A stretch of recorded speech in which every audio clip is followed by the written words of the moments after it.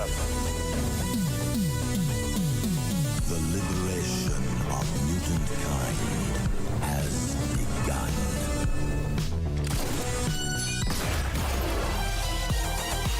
Welcome to the future. Who's this clown? Not clown, Joker. Avengers! Assemble.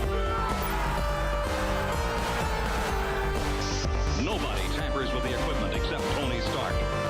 Good idea.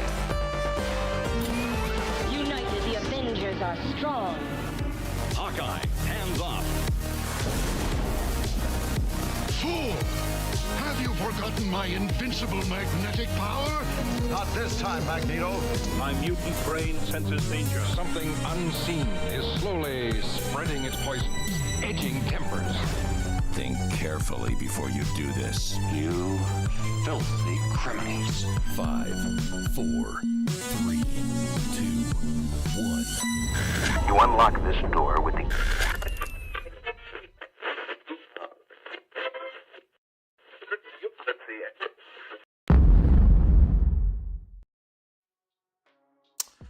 What is up, guys? Welcome to a live show that we haven't had in a long time. We didn't even have a new comic book day video this week because we were sick. We were sick. We were sickly sick, and it just wasn't happening. So I do apologize for not being consistent there. It's been busy. It's been crazy. But I am here. Nate is not here. Nate would have been here, but his PC is not working right now. It is not cooperating at the moment. So it'll be me flying solo, and then we'll talk about what the channel is going to look like for the next couple, like at least the next month. Things are getting a little crazy. Thank you. Night. Okay, see you later. Well, okay. Close my door, please. See you later, bud. Anyway, as I was saying, the channel is gonna look a little crazy the next month. I have some engagements with work where I'm actually going to be traveling, and so I won't be here. Excuse me, working. I'll be working instead of being able to be on the channel, so I won't be able to get to my books. I won't be able to be here to actually live stream and do the show. So this show and the next Sunday next Sunday will be the last live show for June, just because I'm going to be traveling. I won't have internet access. I won't be able to do the show. So we will be taking a little bit of a hiatus midway through June, starting. I'm going to be leaving the 19th and so on for work. So yeah, that's just what's going to be happening for the show, just because it's just I'm working. I'm going to be doing some commercial shoots, so crazy cool stuff. Hold on, what up? Yeah, dude, flying solo. Nate's PC would appear to be bricking. I think is the term. No, I think that is the term. So he's trying to get that fixed. So it's going to be me solo tonight, and then hopefully he'll be back for next Sunday for our last show before we take a break, because I will be working, flying across the country. For my job. It's gonna be crazy, but hopefully I can hit up some comic book stores where I go. Maybe I can do a little bit of like a live, like go live at a comic book store and be like, hey, I'm here. But yeah, that's what it's gonna be like. So this isn't the last live show for the month. Next Sunday will be the last live show, and then we'll be taking a bit of a hiatus break just because I'll be traveling for work. So that's what's up. But Nate definitely would have been here, but his PC is not cooperating at the moment, so I will be flying solo. Hopefully you guys can bear that. But again, I do apologize for not having our show, our new comic book day video this week and our live show last week.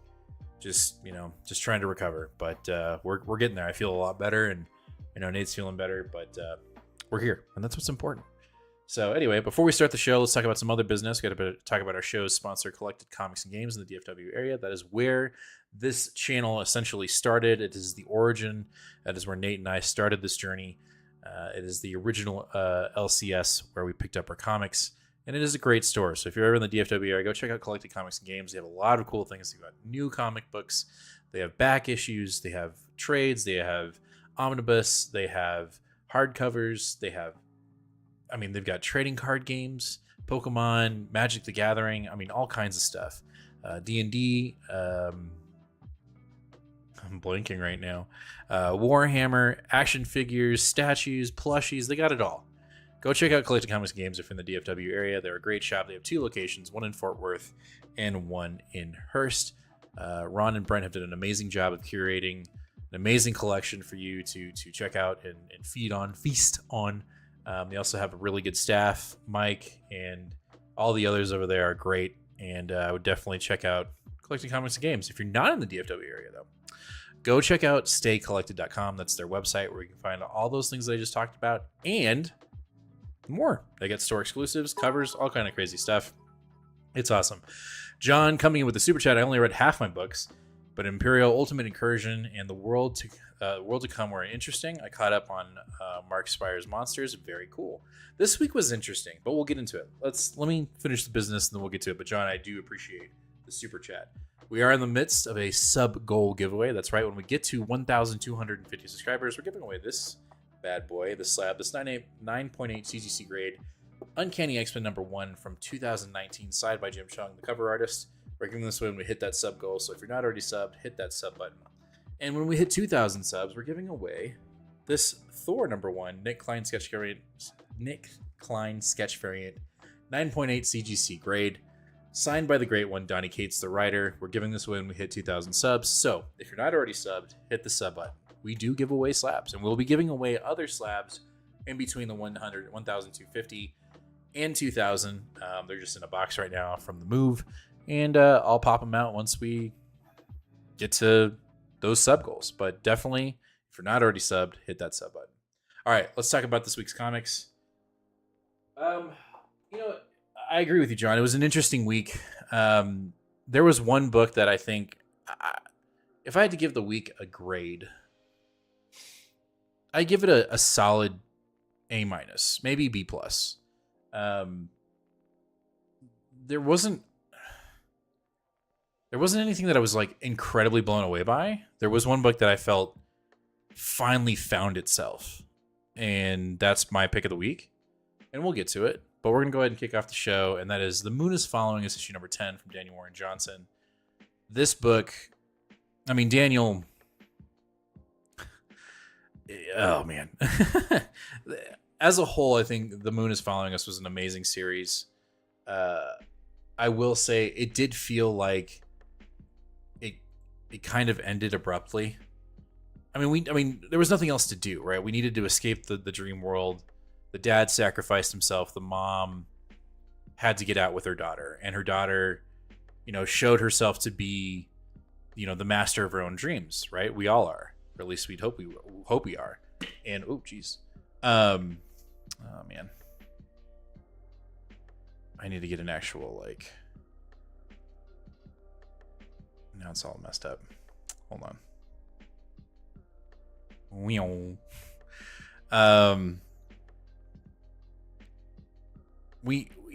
needed to get out of the dreamscape, and the daughter ends up showing, she's awake. She ends up showing, what she's really capable of within her dreamscape, which was really cool. She's like the superhero. It was awesome. But it was like a mad dash to the exit. And again, I don't think there was much left to do in the book except escape, but it just felt really quick. And we get a revelation that, the father didn't really die. I guess, he died in the dreamscape, but he was able to come back via the daughter, but he was severely wounded, kind of crippled. And we get a time jump in this book towards the end once they escape the dreamscape. And it ended really quickly, and it was definitely a tearjerker. I think reading this book in its entirety, like completely from end to finish, like in a trade, I think is going to be insane. It's going to be an emotional roller coaster. I was emotional just watching, this. I'm moving my camera around. Sorry, guys. I'm going to adjust as we go because it's bothering me that I'm off center and I don't want to mess with the camera. There we go. So it was good. It just felt like this issue felt really rushed, but I think reading this in its entirety, I think is going to be amazing. And I can't wait to do that. But Daniel Warren Johnson definitely is dealing with some trauma.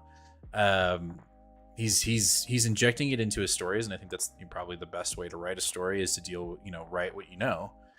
And that being said, man, I know he has his own YouTube channel and he does like live streams where he sketches, but man, I would just love to get him on an interview and just talk about his stories and what he's written and how he incorporates what his life history is into his stories. Because man, it's just been, Beta Ray Bill, definitely emotional.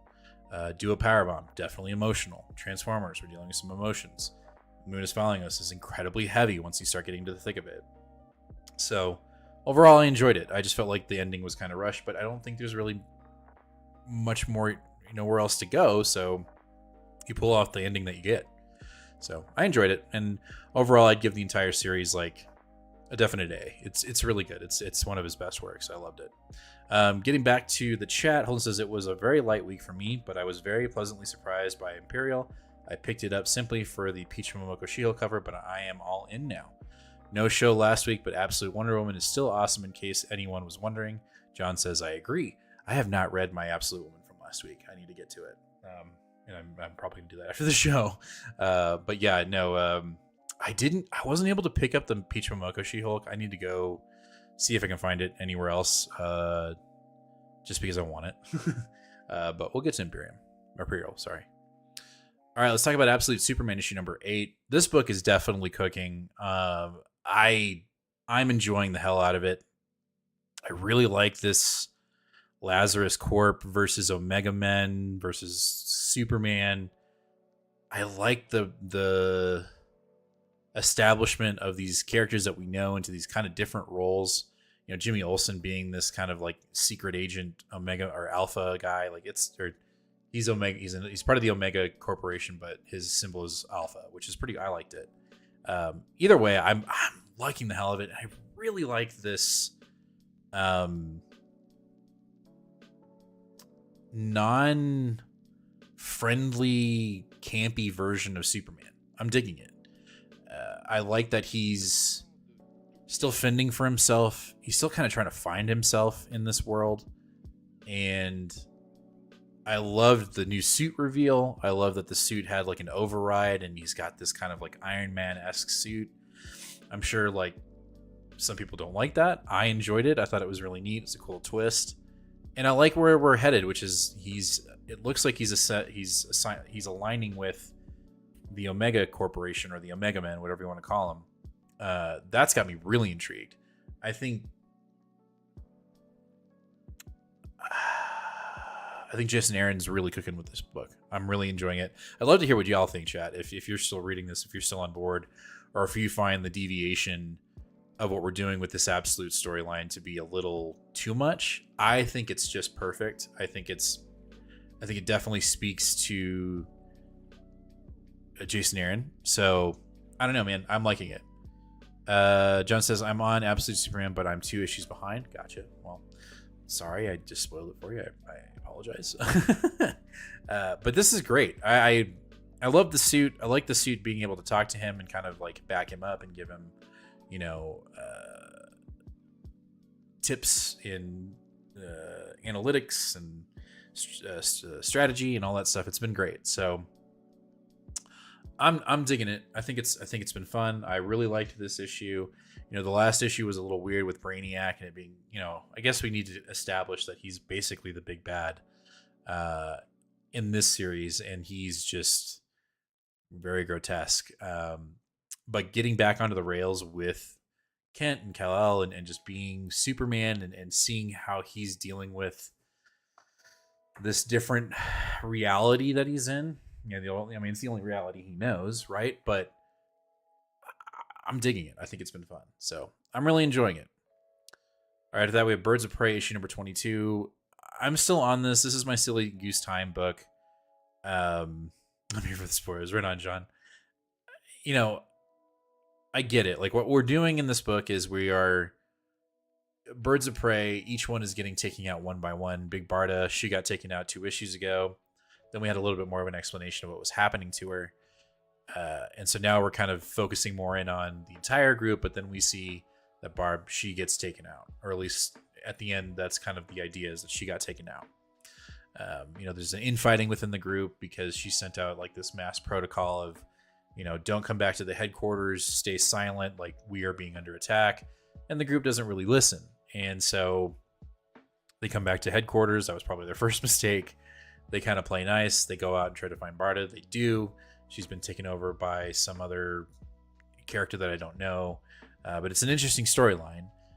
And when they get their asses handed to them because Barda's under, some kind of control, they go back to the headquarters and boom, Barda's dead. Or at least she gets taken out by like a bomb. I'm digging the book, but there's a lot going on in it. And I feel like, I don't know, the flow of the book kind of feels off to me. And I know that's a weird thing to say and just kind of like an odd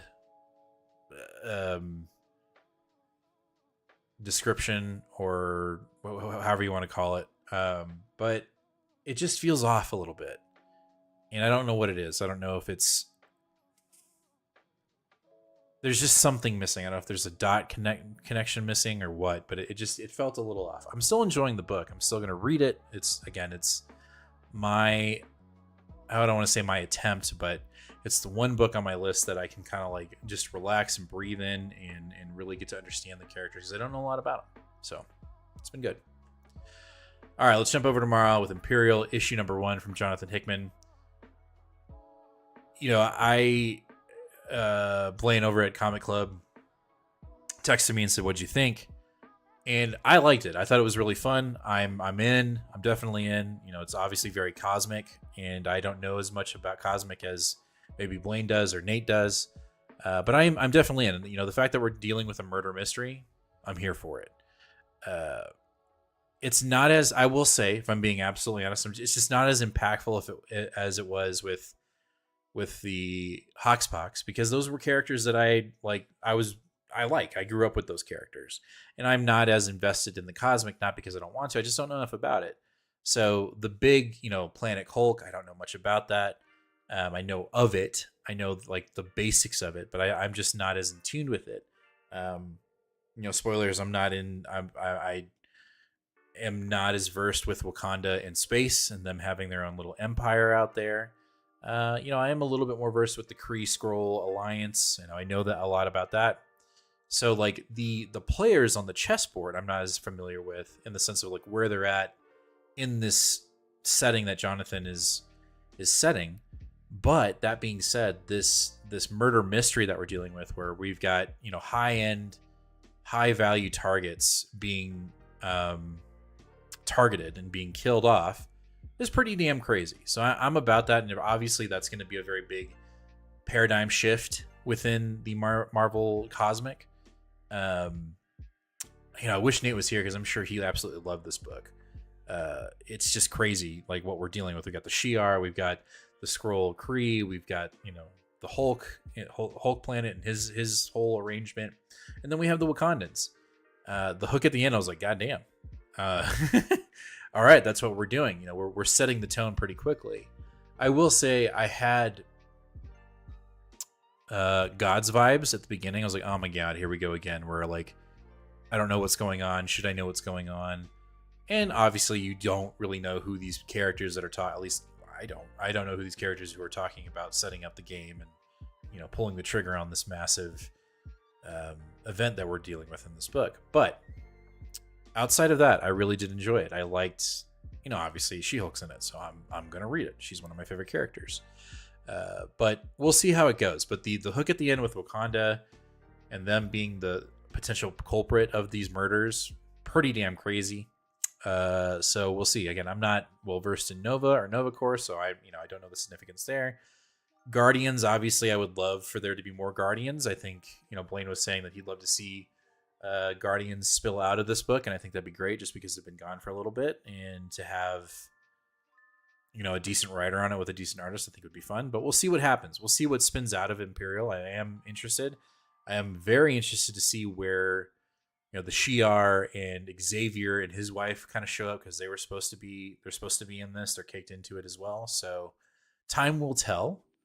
But you know, I'm here for the ride. I'm not like completely like enamored and just let's go full bore, but I'm not like, I'm done. It didn't intrigue me. No, I'm definitely intrigued. We'll just see where it goes from here. John, I liked Imperial, but I don't love the art. The look of Nova and Star-Lord bother me. They kind of look similar. I would agree with that. All right, next up we have Storm, issue number 9 from Iodale. I genuinely like this book, but this issue, again, I just feel like there's just a lot going on. A lot of big things going on in the book, and I don't know if it's, I mean, I've been decent at keeping up with like reading this book on time, being timely with it, but I don't know what's going on. Literally, like I there are things that are being told to us in the book, and I'm like, well, who's talking? Who's this or who's that? And the thing is formula wise, we're building this really crazy cool cosmic story, but there's just so much going on that I can't remember which way's up or down, and I don't like saying that, so I'm not going to say any more about it.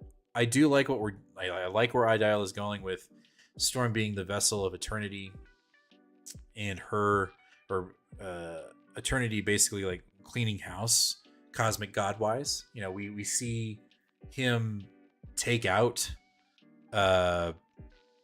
what's it called? The Black Winter. Like, no joke, easy, quick, like that thing is gone. We're cleaning house. But it does, you know, I know we are moving towards like another storyline that is this war amongst gods of thunder and lightning.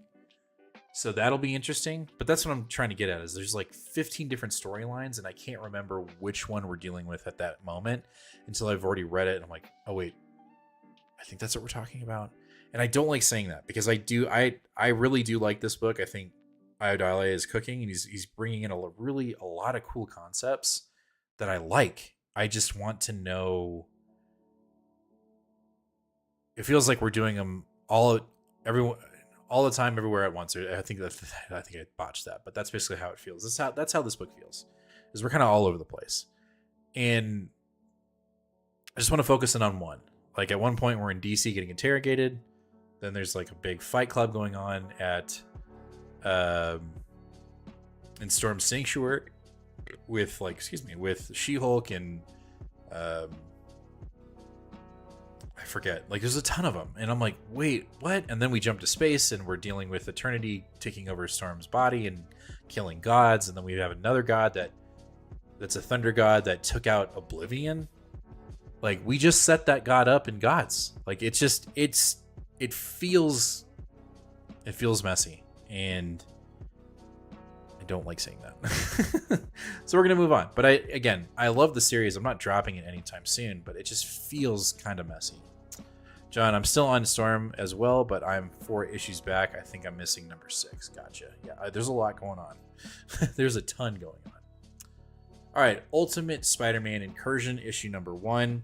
Overall, I like what we're doing with Miles and him being shoved into this 6160 universe with all of our heroes from the Ultimates. I will say, though, the tone of the book, not Spider-Man, I think the tone of Miles is spot on for Miles. I think all the other characters do not feel like the same characters we're reading in the other books. That if there was one critique I had, it would be that these characters do not feel like the characters that we're reading in the other books. And which is odd, because it's Camp, right? Camp's writing. It just didn't, like, Spider-Man, obviously that's Hickman, just didn't feel like the same Spider-Man we're reading in his books. Even the Ultimates, when they showed up, didn't really feel like the same Ultimates we've been dealing with in the Ultimates book. I will say the villains felt and read very much like the villains in the Ultimate book. So if I had one critique, that would be it. But I do like where we're going. Like, it does feel like we're starting to pressure towards an incursion, right? a point in this timeline where things are really going to explode. So that's kind of where I'm at with that. But like, I don't know, for some reason Peter and his son just didn't feel like the same characters that were in Hickman's book. And Camp, like with Ultimates right now, is just wrecking it. He's killing it. But the book itself just didn't feel like an Ultimate book. Outside of the villains, it felt like a Miles Morales book, which there's nothing wrong with that. There's nothing wrong with Miles Morales in his comic, but it didn't feel like an Ultimate book like all the other ones. It just felt a little off. So, John says, "Agree, Jim. I had fun with this, but something felt off." Yeah, it felt like again, this is just me riffing and like making a guess, an educated guess at what this issue is like, hey, we need another book. We need to start getting Miles introduced, so let's just do it. And it was just like, it felt like it was written very quickly. Could be wrong, could be totally wrong. But that's just how it felt. It just felt a little off. Ultimate Wolverine number 6, though, felt really good. I liked this. I liked this issue better than the bear versus the wolf in the winter metaphor book. I thought this was great. Using Legion to be the one that unlocks Logan from his Winter Soldier hypnosis, I thought was really badass. I thought that the book itself flowed really well with its artwork and its writing and its lettering and positioning. And, you know, we knew what was coming, right? We knew that Logan was going to be unlocked, that he was going to be released from this prison, this mind prison, and come back as Logan. At least we hope that he is, or, you know, he does, but we hope that he stays that way. And he's going to be a, you know, valuable asset for the X-Men in this Ultimate universe and the Ultimates in this universe. I enjoyed it thoroughly. I liked the book. I liked the action. I loved the sequencing. I thought the art was really good, even though it's not our original artist. I thought they did a great job. And having Logan finally snap back into this reality and be like, let's get to work. You know, I would assume he's probably going to get a little upset with Sabretooth and not having him kill him, which he asked for in a couple issues ago, back in the past. But overall, I liked the book. I'm digging Ultimate Wolverine. I didn't think it was going to, and every week I'm just a little bit more surprised. It's only had one slip up, and that was when we did the metaphor of him being turned into the Winter Soldier and hearing voices while we saw a bear, a polar bear, and a wolf metaphorically fight. Like, I was like, I'm good. But other than that, 6 issues in, I am digging Ultimate Wolverine. I'm interested to see where we're taking the character, and, you know, coming back around to the entirety of Ultimates, I'm interested to see when we're really going to start taking off. Like, we kind of have, right? We've kind of half taken off, but I'm ready for, you know, the maker to wake up. I'm ready for, you know, everyone to kind of meet each other and really kind of join forces and see what we're going to do with the Ultimate Universe. You know, I think we're reestablishing it. At least that's how it feels. I don't think we're going to blow it up again. You know, that's what Hickman does. He creates something and then he gives it to the people, and then they continue to write it, and either it's good or bad. So right now he's giving it to the people, he's giving it to the writers at Marvel, and they're cooking right now. They're having a great time. Camp's having a great time. Everybody else that's writing an Ultimate book right now, I think are on right now. I think they're doing great. So Ultimate Wolverine number 6, I thought was a really good book. So I know I'm going fast, but I have no one else to placate off of. Play off of. All right, our last book of the night, X-Men issue number 17. You guessed it. This, surprisingly, is my pick of the week. It's crazy. Where's my button? Yes, Jim's pick of the week. Yeah. I don't know. You know, I've said this since this beginning of this arc, where we're actually like finally getting into what this book is actually about. We're not being hindered by events. I feel like McKay is actually able to tell his story. So that's been coming across in the past couple issues in this arc. But man, Stegman, I don't know if we got a new colorist or what, but man, his artwork finally popped. I don't know if it didn't feel rushed. It felt like classic Stegman. The colors were rich and dark, not light and kind of Pantone, you know, or pastelly. I think this is a better word to use, not Pantone. Pantone's not a word, but pastel-esque. It felt raw. It felt rough. It felt like the colors were merged in with the inking. And so I was immersed in this book. This felt like Stegman. This felt like the Venom Stegman. The action between Magneto and this new mutant and him driving a Sentinel I thought was freaking awesome. Seeing Cyclops, maneuver his X-Men around like chess pieces and have these kick-ass one-liners I thought was great. It just felt like we were actually doing something in X-Men. It feels like we've been doing that for the past couple of issues. And this just felt like a crescendo. Like we were finally at the top of the hill and bam, we've got it. X-Men are kind of back. And I'm digging it. And I think it's because also I'll say McKay is picking like one or two characters to really be the voice that speaks through the book. Whereas when we were reading the beginning of this series, everyone was talking, everyone had their own agenda.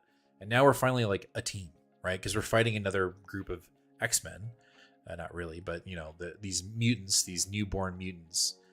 And we finally have some cohesiveness with the team. And they're more being used as chess pieces than rather individual storylines. And I really like that. And I think also like McKay has established a lot of things within this book. So now we can, I remember that. And it's just kind of fitting in like a key and we're rolling with it. So I'm really digging it. I thought 17 was great. And I think things are about to get really messy for the X-Men. I think they did a good job of fending off this group, but someone's breaking into their encampment, into their base, and now we have to see how that's going to go down. John says Red Hulk and Thor were both really good this week. Daredevil was so bad it was funny. I jumped off that book a while ago. I'm out. But for X-Men though, X-Men was great. All right, guys. I know it's a quick one. That's going to do it for this week. Obviously, I didn't have Nate to bounce some ideas off of. Hopefully, he'll be back next Sunday. I will try to get a new comic book video out this Tuesday. I just kind of coordinate it with my job and all that stuff, and hopefully Nate can jump on. But we'll get it done. Next week is pretty. It's kind of light, but there are some books, man, that I'm excited for. There is definitely some good books coming out next week. There are two books that I have to get caught up on, which is Ultimate Black Panther and Ultimate X-Men. I have not read those from the other weeks, so I need to read that. But then we got some Death of the Silver Surfer. Check that out. But anyway, it's going to be a good week next week. It'll be fun. Thank you, Patty. Thank you so much, John. Thank you, Holden. And anyone else that's watching, thank you so much for watching. And again, I do apologize for us not having videos the past couple of weeks. Just holiday and then getting sick and all that craziness. But also to be a reminder, next Sunday will be Rainbow's Runaways. Yep.